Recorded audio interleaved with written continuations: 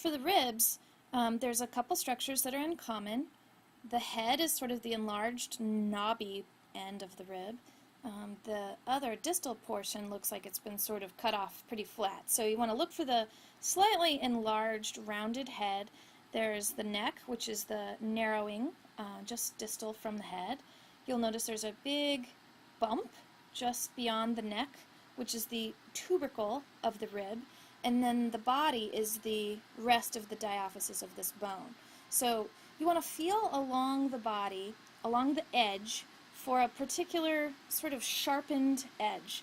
That is the costal groove, and it's very similar to the blade of a knife. It's hard to see, but it is just sort of a sharp edge.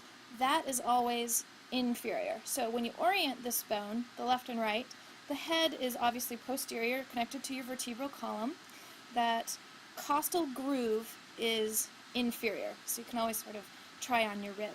There are 7 true ribs which are going to connect directly to the sternum through a single bridge of hyaline cartilage.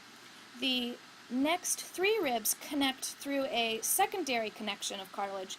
They're known as vertebrochondral ribs. There are also 2 floating ribs which are relatively quite small to the rest of the ribs, and their distal end is rounded. So not only are they quite small, they are rounded on the edge.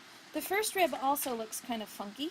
It's fairly flattened, and it still has all the qualities, the head, the neck, the tubercle.